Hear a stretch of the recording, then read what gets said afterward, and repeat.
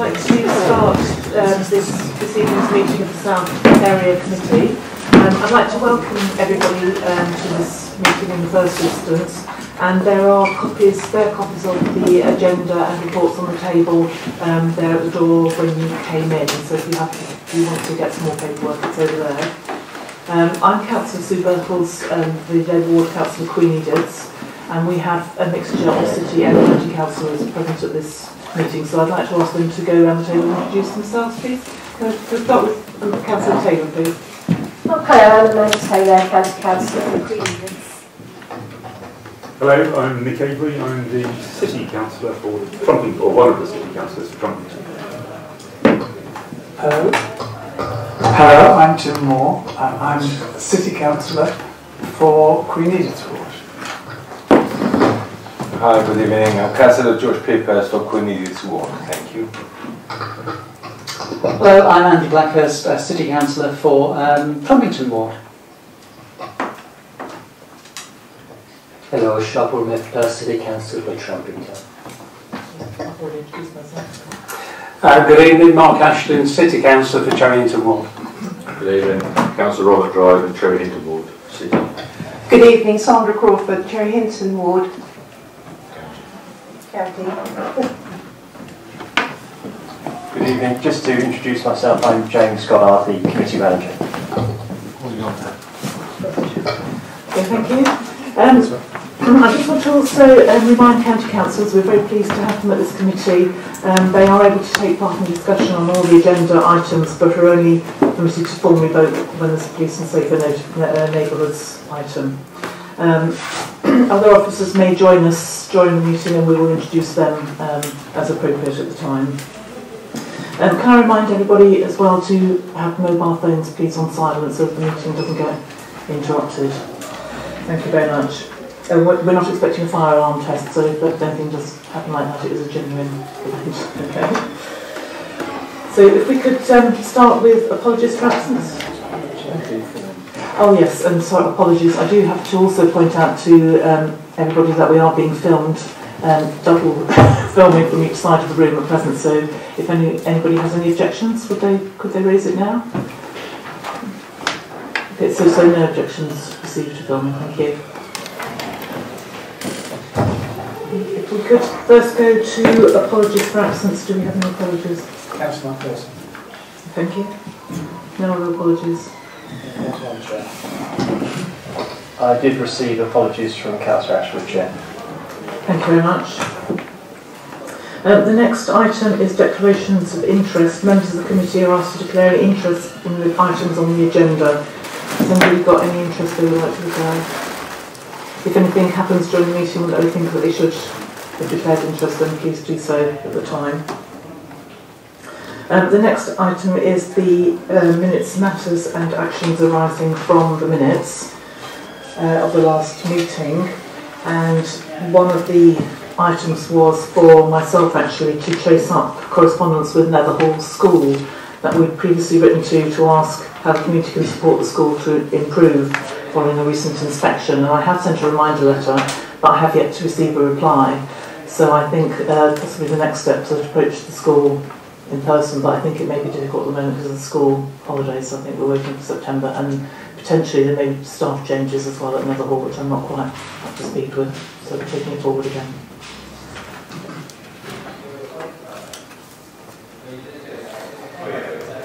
So there aren't any other actions arising from the minutes. Oh, sorry, Councillor Ashton.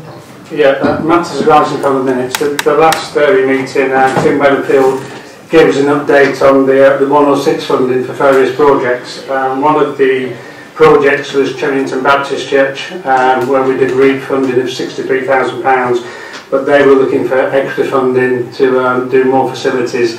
They were awaiting the outcome of a grant to the REN organisation. That has subsequently come back, and that's been approved, where they've been given them the £35,000, and they're now looking for a further £10,000 to enable all the works to be completed. And I believe Trevor Williams and Bridget Keeney will be getting in touch with yourself and the Vice Chair to approve that extra funding to bring that up to speed. Okay. And then one other item, I think one of the members of the audience raised Cherrington High Street Carmen. And I know he's got a question tonight, so I don't know if he wants me to answer now or wait till he has his question. I can ask later if you like. Okay, and then I'll respond. Yes. Check. Okay. Thank you, Councillor Ashton. We've also had a item on the last minutes raised by Mr Woodburn, a member of the public, who wishes to correct a minute from the last meeting and to raise a matter for the matters arising. Yes, there's just the wording. If you look at the bottom of page 9, you'll see that. If you look at the bottom of page 9, you'll see that I raised 2 points, and I wanted to make some minor changes to the wording there, and I wondered if I could agree that with the committee manager or how I should do it.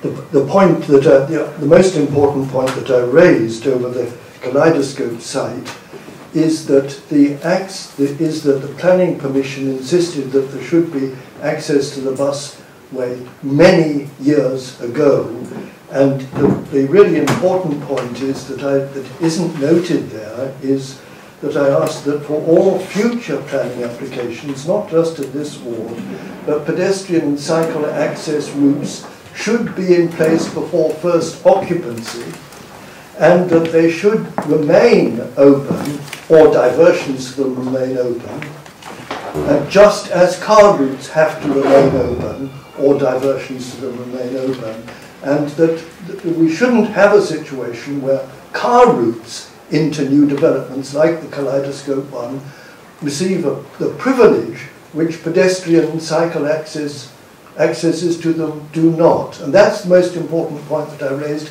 and it's not in there. I think that's quite a lengthy alteration. I wonder if we can summarise it in some way. But are members happy to have the minutes altered to take into account the points that Mr Woodburn's made? Yeah. Okay, I think we can all agree that. Perhaps we could potentially agree a wording with you at some later point. So yes, yeah. Yes. And the second correction, which is a minor one, is the wording as it is here doesn't bring out the point that there's.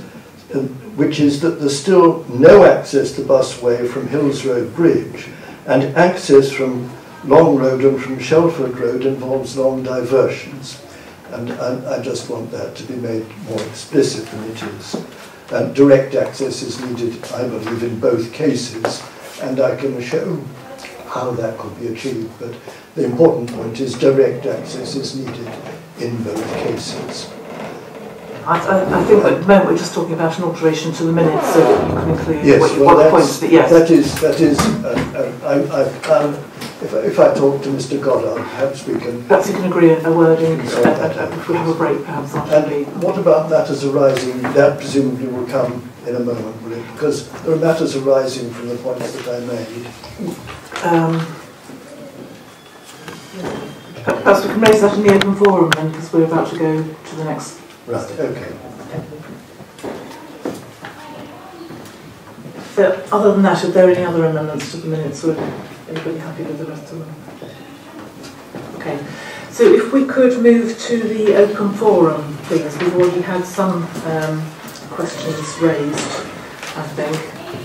There's a Mr Bauer who has raised a question prior to the start of the meeting. Is Mr Bauer? Yes. Yeah.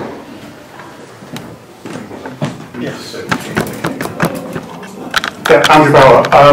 At the last meeting I asked about Cherry Hinton High Street, the traffic calming scheme there, which is atrocious and needs replacing. And we learned that the County Council was expecting to undertake a consultation in the autumn, I believe. But I got in touch with the County Council myself, and I found that they weren't totally forthcoming about what the options might be, the nature of the options. And I wondered if this committee had any more information that it could share with us, as well as any update on likely progress. Thank you. Councillor Ashton, would you like to respond? Yeah, first of all, apologies to Mr Bauer for not getting back sooner. I did say at the meeting we were having a meeting with the county, which we did on the 26th of June, and some of the councillors here were present at that meeting. I think they will agree I stressed the concerns of Cherry Hinton. Ian Bates, who's the Executive Councillor on the Transport side, chaired the meeting. He gave his apologies for the delay it's taken. He personally undertook to organise a consultation follow-up meeting with the residents of Cherry Hinton in September. As yet, I haven't received a date from Mr Bates on that date. Mr Bates said they would address the matters that were raised by the residents who came to consultation, who pointed out various ideas they had. So Councillor Bates said they would come back with drawings which would show various schemes to tackle those problems. So we're waiting those drawings coming back for the residents to have a look at them, for the residents to see whether or not they agree, if they're okay. And I know Mr Byde pointed out in his In Touch leaflet regards Labour maybe slacking on this, but obviously Mr Bates is the Tory Control County Council, so maybe he could help us as well by helping his colleague on that side as well. Well, it has been over 10 years. So. Yeah, so like I say, as soon as I get a date, I will contact you. I've got your details now, so I'll give you a date for when that consultation will be, and it should be in the village centre. So you can come and make sure your points are raised as well. Thank you. Is that address your points? Yes, thank you. Thank you. Thank you, Councillor Ashton. I also have Anthony Carpin has raised 2 questions, and Mr Woodburn wants to raise his following points. So, Mr Woodburn, would you like to raise your question? Yes. Last time in the minutes, Councillor Blackford said that the County Council is going to be holding an S106 workshop on Thursday the 26th of June, and that he would raise my concerns there, and I wondered what had happened, because I do think that we need to have a note of that, and we need to know specifically when the access, the cycle and pedestrian access from the busway to the Kaleidoscope development will be available. That's what we need to know. Councillor Parkhurst, are you able to respond to that question? I'm half able to respond to that question, I'm afraid. The meeting did indeed happen on the 26th of June. It's the one that was just referred to. The issue of access from the Kaleidoscope site specifically, I did not raise, because my understanding was that what I was meant to raise was the access from the Hills Road Bridge to the busway, which I did indeed raise, and it's part of the whole issue of access from, as you say, Long Road and Shelford Road. What was originally constructed as essentially an ancillary track for the guided busway has become an important thoroughfare for the Southern Fringe developments. And in that context, I think we need actually a fairly thoroughgoing review of how we optimise the usage of that route to take the pressure off the roads. The specific question about the Hills Road Bridge, which this committee has previously identified as a priority, getting that access in, I understand the delay is down to the fact that there are negotiations with a third-party landowner in terms of going putting on in. for years. But these are the sort of things that go on for years. So we remain committed to the concept, but these are the sort of things that go on for years. In terms of Kaleidoscope, I didn't take that one away. I'm sorry about that. We can consult with the planning officers because they would be the people to talk to. Now, can we have it reported back to this committee that we need to know when the access, after all these years, when the Kaleidoscope access is going to be made available for pedestrians and cyclists? Not talking just about cyclists, it's pedestrians and cyclists need access from Kaleidoscope to the busway, as agreed in the planning application years ago. We can certainly ask that question and bring the response back to the next meeting, so we could have that listed as an action point for the next meeting. Thank you. Thank you. Thank you, Councillor Blackhurst.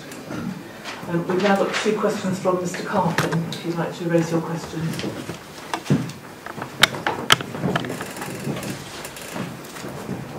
Crikey, I get to be on my own video camera. Hello, me. So, question number 1. Which one should we go with? What's the one in front of you, Sue? Councillor Bettles. Is the Can the Cambridge County Councillors lobby the council? Yeah, this is with regards to the Shape Your Place website, and I also raised it at the East Area Committee meeting that I was last at. As you can see, I'm filming on a camera there. We've also got Richard Taylor filming on a camera there. The package that I used, that I've signed up to, that means you don't get adverts in your video packages, is Vimeo. It's not YouTube. Shape Your Place doesn't currently have functionality for anything other than YouTube. It doesn't also allow embedded hyperlinks, which makes it very difficult, or I shouldn't say it makes it very difficult, it makes it less convenient for people to hyperlink to other sites that are embedded in the posts that we put in. There's also no facility for embedding audio packages such as Audioboo and SoundCloud. So I'm in this strange situation where my WordPress blog seems to have better capabilities for this than Shape Your Place, and WordPress is a free service. Thank you. Would one of the county councillors like to respond to the question? Thank you. I value your comments, but I'm not quite sure what the question is. The main question, Councillor Taylor, is can you ask the County Council, the Executive Council, to ensure that the Shape Your Place element of the County Council's functions get some funding to make those upgrades to the website? I can certainly look into it. I think the answer might depend on Can I also how much that's likely to ask the cost. other county councillors who are here to work with you on that matter, if Yes, they're on here? Yes,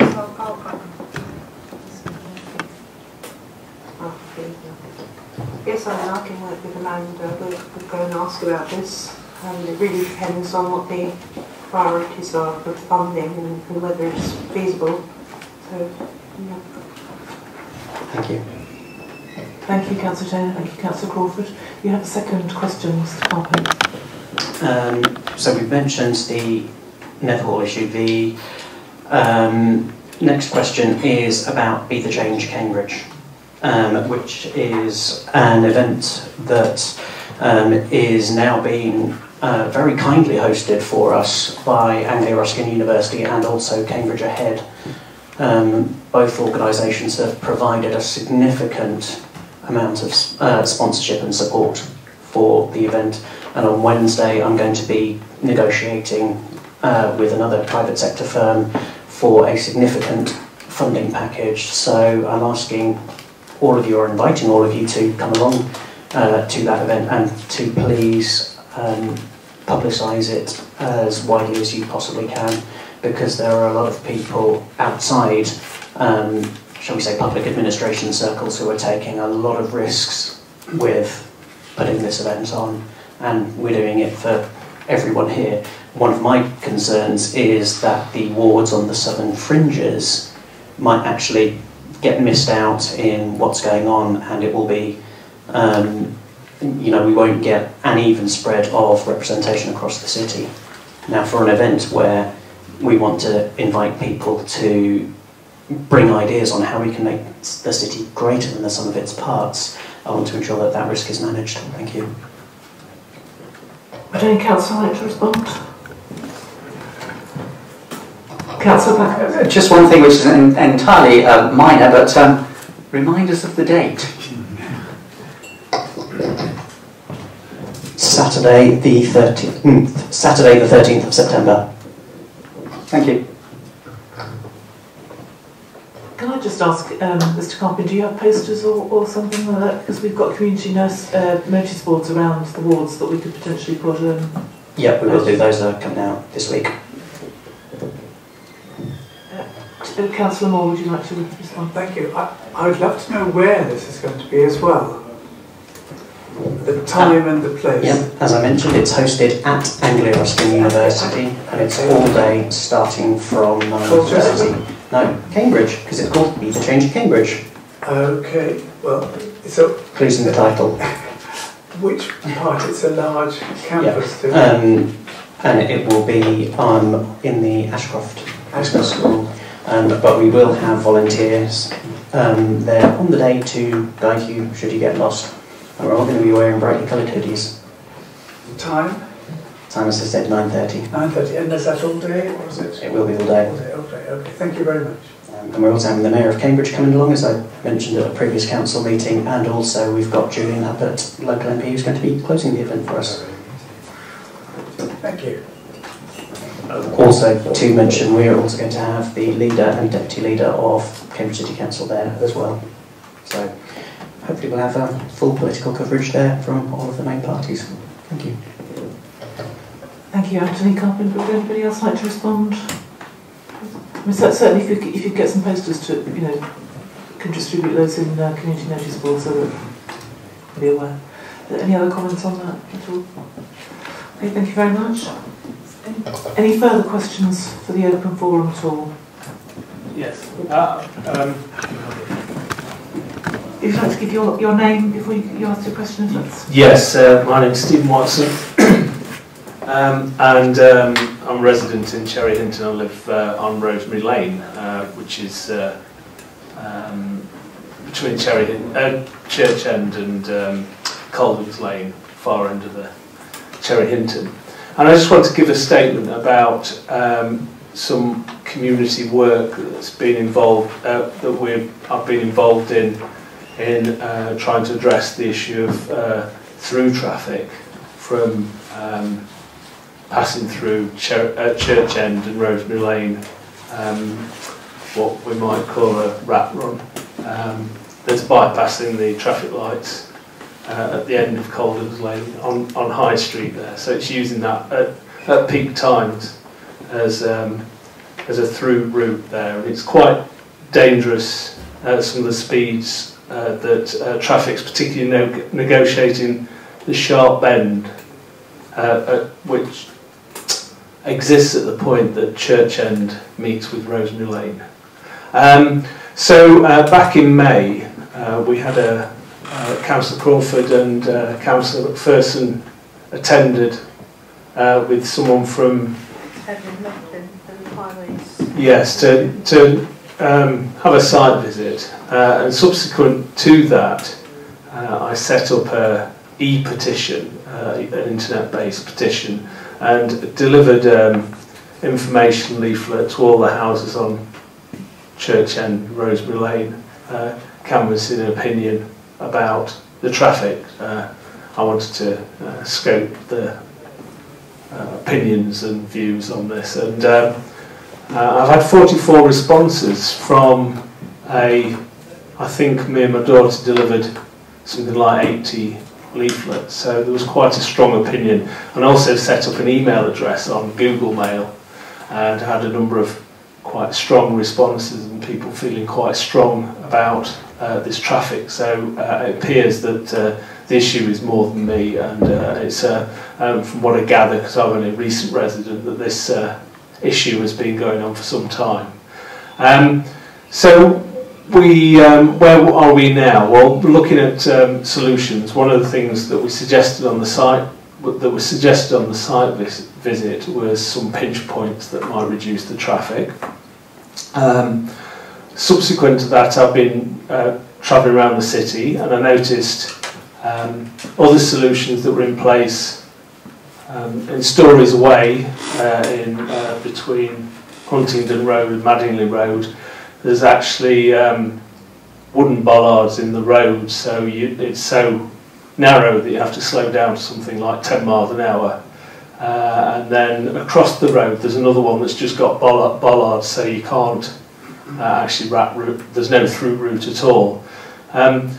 So my proposal at this stage is to go back to the residents and also the side roads in Church End and Rosemary Lane, because it affect those, with a proposal along those lines, and deliver some leaflets in the next month and see what kind of opinion we've got, so we've actually got a concrete solution or a couple of solutions to try and deal with this problem. So that's the end of my statement. Thank you very much. Would any of the councillors like to respond? Councillor Crawford. If you could give me a printout of the petition, people who signed it, I could take it to the county and apply for an LHI, a local highways improvement, And I have been advised that the City Council might be able to help with a, what's it called, an EIP, Environment Improvement Money. I don't know if you could help with that as well. Councillor Ashton.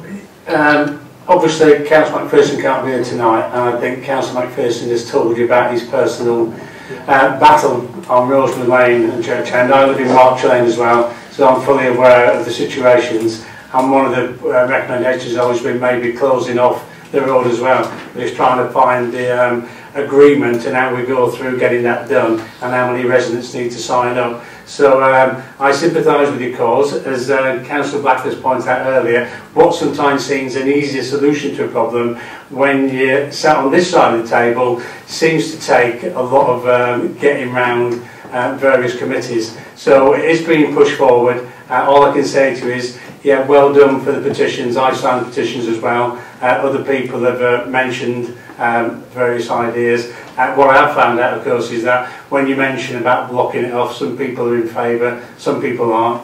When you say, well, do you want to block the road off, people have got various opinions as well. But I do see light at the end of the tunnel, and I thank you for coming tonight and bringing that up. And like I said, we'll carry on with that as well. I've got a meeting with Evan again shortly on some other matters where we can discuss that.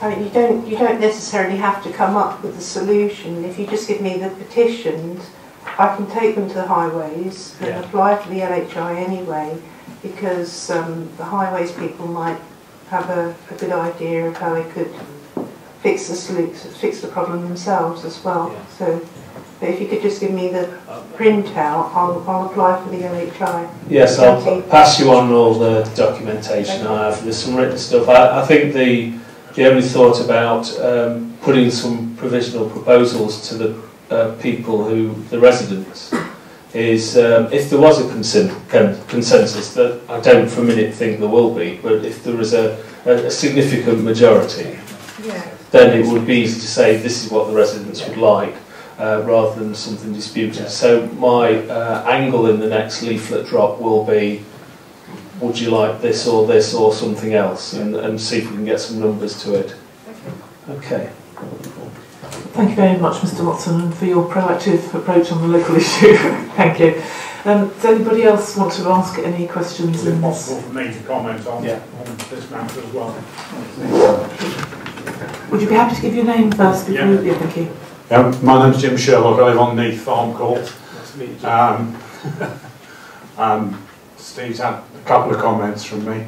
I know a couple of other places where I would suggest, previous successful road closures are in place in Hooper Street and in Gwyder Street, which is where the area I used to live in before I moved to Sherry Hinton. Was involved in the campaign to get Hooper Street and Gwyder Street closed through traffic. It had a phenomenal effect on the area in terms of the quality of life all round.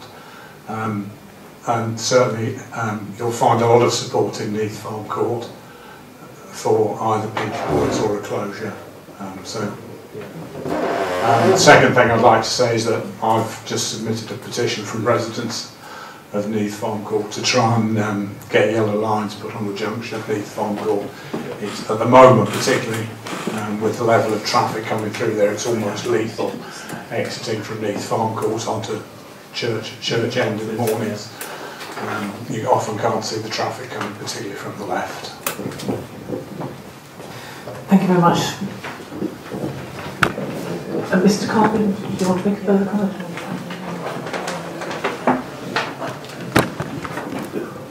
Thank you.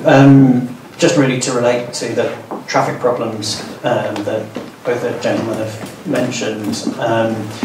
One of the things with this event on Saturday the 13th is we're inviting people to come up with a citywide approach and to suggest your ideas on, rather than just going perhaps street by street at area committee meetings, we look at the whole city and we invite people to point out where the traffic problems are, and then ask yourselves, as the people who live in those areas, what would it look like if we tried different solutions, and how would they impact the other areas? So we have a kind of a citywide approach, but one where us as local residents can actually be part of that solution, rather than perhaps just going back to the officers in highways and saying, you know, we've got a problem, you're the one who needs to sort it out. It's just trying to see if we can do a different way of doing things. And with hopefully over 200 people coming along, it's going to be done at such a scale that hopefully it will make an impact. He says, hopefully. Thank you. Thank you, Mr. Carpin. Any further comments from members of the public in this section? Okay, thank you very much. If we move to the next item on the agenda, are you happy to wait around for a bit, Mr. Woodburn, to have a word with James about the minutes, and we can agree the statement at a break after this next item? If that'd be okay. Okay. The next item is concerning the frequency of South Area Committee meetings, because there's recently been agreed in full council changes to the way that the meetings are run, and this is the last South Area Committee where there will be planning applications considered here, because they'll move into a full planning committee in the centre of the Guildhall. And the agreement was that the members of the committee could consider whether they wish to retain the current timing of the South Area Committees, or if they wish to alter it, because the wording of the resolution was that the frequency is altered from the current every 8 weeks, which is the schedule that we have at the moment for South Area Committee, to at least 4 times a year, commencing from October. So that item is now open to discussion between members, so that we can consider how we want to schedule the meetings for the South Area Committees for the future. So if I could ask members if they would like to comment on this item. Councillor Dryden. The dates on the agenda, are they the dates that have been recommended? As I understand it, these are the current dates on the current schedule, which is every 8 weeks. Yeah. But we're at liberty to either choose to stick to these dates or to alter the programming, as long as there's not a period of, there has to be a reasonable period in between. So either we stick to that, or we can alter it to 4 times a year should we wish to do so, but it's up to members to now discuss this item and agree what the way forward. Councillor Pippers. These dates seem to be very reasonable to me. We have already planned our lives around those dates and our holidays and our jobs, and I don't see a reason why we should change them this year. If we're going to do anything, or to change it the following year rather than this year, and I suggest that we just keep it as it is. Plus it gives us an opportunity to come here and meet the people and hear their concerns, and if we come 4 times a year, the less time we come here, the less we hear about the people, and the less we are aware of all the problems. Thank you. Thank you, Councillor. Thank you, Councillor Pippers. Has somebody else got any? Councillor Taylor. Thank you, Chair.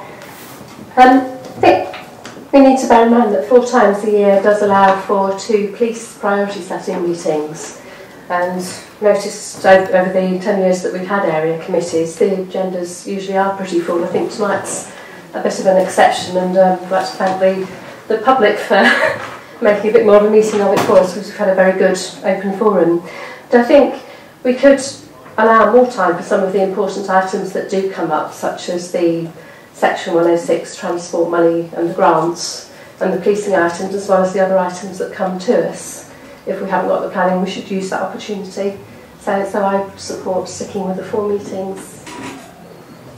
So sticking with the current schedule? Yes. Yes, okay, thank you, Councillor Taylor. Sorry, Councillor Plunkett. Yes, I mean, the implication of the 4 dates here is that we would have 6 meetings in this municipal year, I think.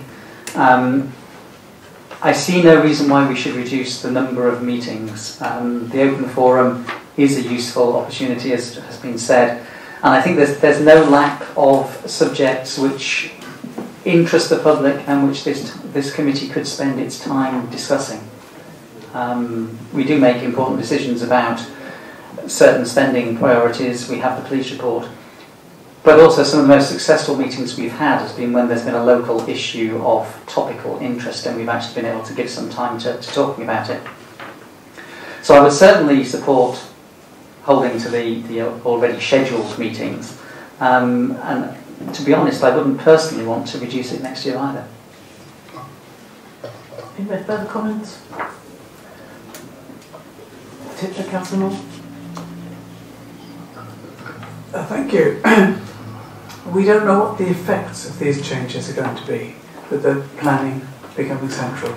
So now isn't the time to change it. Let's wait until we get through this year and see how successfully we can change the balance of the meetings. And if we don't get the work through the committee, then we might consider reducing, but not until that point. Thank you, Councillor Moore. I think my own contribution is exactly that, actually, that if we stick to the current programme and reassess it perhaps at the end of the period of time, we can see how it's worked in practice and maybe reassess with that knowledge. Is there any further comments, Councillor Ashton? Yeah, I mean, the area committees have been scheduled around planning because planning was the main thing, and the planning was scheduled around the 8-week cycle. So the good thing is we won't be tied to that planning dogma. And as people have pointed out now, these committees should be where the public come along and have a chance to talk to us. And it's been, in a sense, a disgrace in the past that we've said you have 30 minutes in the open forum because it's 30 minutes because we've got to cram everything else in. So we've had occasions since I've been a councillor where we've had to stop the open forum where we want people to engage with us, and then when they want to engage we've had to say sorry, your time's up because we've got to do the planning. So we will have this opportunity now to try and be more engaged with the public, to bring more items from central to the committees as well. So yeah, I would say stick with what we've got, but we need to review it going forward because I think most people realise, you know, you can have meetings just for meeting's sake, so we have to be clear what we're doing at these meetings, what we're trying to tackle. So I think we need to say once we've got this cycle sorted out that we're not meeting to fulfil the planning obligations, then what is the best way going forward? So we say carry on with what we've got, but then review in the new year how we take it forward and what we bring. Thank you, Councillor Ashton. Councillor Dryden. Yeah, just a comment, that's also where I've been around other parts of the country where they have similar these meetings. One thing they do some council, they have an informal bit of time where in an interval have a longer time where members of the public can talk to different councillors informally, not publicly, which I've been to witness one or two of them and they go down pretty well. Thank you, Councillor Dryden. I can imagine that being successful, actually. So can we move to a vote? Yeah, can I ask, as a member of the public, how much each meeting costs the taxpayer, if we have an estimate for that? I'm not entirely sure, actually, because is the committee manager able to make a comment on that? Several £100s per meeting, I would suggest, about 400 to 600. It depends a bit on the venue and PA costs, so it varies a little bit. It can be more specific than that. Okay, thank you. And of course that would have been budgeted for this year. Councillor Dryden. Yeah, that was discussed at the meeting at the full council, wasn't it, about the savings if we go down to 4 a year instead of 6. That was one of the reasons for it, if we do. But I still agree that we should carry on to what we've got here to March, because I think most have got it in our diaries, we can do that now, so look at it again after the March meeting. Well, that's my suggestion, that we vote now on keeping the current scheduled dates and reassess on during the 30th of March meeting 2015 to see how it's gone. So, yeah, is everybody agreed on that? If we could all just then take a vote, that we're in favour of that. Thank you very much. We have now got the planning application, so if we just have a short break to allow Mr Woodburn and Mr Goddard to get together and agree a short and formal words for the summary for the alteration to the minutes, please. So if we say a 10-minute break now before the planning applications, thank you.